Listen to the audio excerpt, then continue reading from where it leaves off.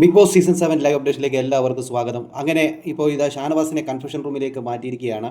ഷാനവാസും നെവിനും തമ്മിലുള്ള ഒരു വിഷയമാണ്. ഫുഡ് ഉണ്ടാക്കത്തില്ല എന്ന് കിച്ചൺ ടീമായിട്ടുള്ള നെവിനും അക്ബറും അതോടൊപ്പം തന്നെ ആര്യനും പറയുന്നതനുസരിച്ച് നൂറ ഫുഡ് ഉണ്ടാക്കാൻ പോകുന്ന സമയത്ത് ഈ ഫ്രിഡ്ജിലിരുന്ന എല്ലാ സാധനങ്ങളും പാൽ സഹിതം എടുത്തുകൊണ്ട് പോകുന്ന അക്ബറിനെയും ആര്യനെയും അതോടൊപ്പം തന്നെ നെവിനെയാണ് കാണാനായിട്ട് സാധിച്ചത്.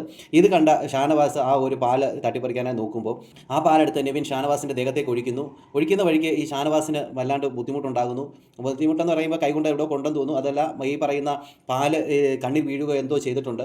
ആ സമയത്ത് തന്നെ ഈ പറയുന്ന ഷാനവാസിന് വല്ലാണ്ട് ബുദ്ധിമുട്ടുണ്ടാകുന്നു. ഷാനവാസ് അവിടെ ഇരിക്കുന്ന സമയത്ത് ഈ വൃത്തികെട്ടവന്മാർ 3 പേരും പറയുന്നത് ഡ്രാമയാണെന്ന് പറയുന്നു. അത് കഴിഞ്ഞ് അനീഷ് പിടിക്കുന്നു. അത് കഴിഞ്ഞ് അനുമോളെ അവരെല്ലാം കൂടെ ചേർന്ന് ഈ പറയുന്ന ആദില, നൂറ, ഷാബുമോനൊക്കെ ചേർന്നുകൊണ്ട് പിടിച്ചുകൊണ്ട് വരുന്നു. പെട്ടെന്ന് ബിഗ് ബോസ് പറഞ്ഞു കൺഫെഷൻ റൂമിലേക്ക് വരാനായിട്ട് പറയുന്നു. എന്നാൽ ഈ പറയുന്ന ഷാനവാസിന് ഒട്ടും പറ്റുന്നില്ല, വെള്ളം കുടിക്കണമെന്ന് പറയുന്നു. എപ്പോഴൊക്കെ യുവമാർ പറയുകയാണ് ഇത് ഡ്രാമയാണെന്ന്, ഞാൻ ഒന്നും ചെയ്തില്ല എന്ന രീതിയിലൊക്കെ ഇവർ പറയുന്നു. എന്തായാലും ഇത് വലിയൊരു ഫിസിക്കലായിട്ടുള്ള കാര്യം തന്നെയാണ്. ഇതൊരിക്കലും ചെയ്യാൻ പറ്റാത്ത കാര്യമാണ്. അതിന് കിടക്കുകയാണ് ഇവന്മാർ 3 പേരും കാണിക്കുന്ന വൃത്തികെട്ട കളിയാണ് കളിക്കുന്നത്.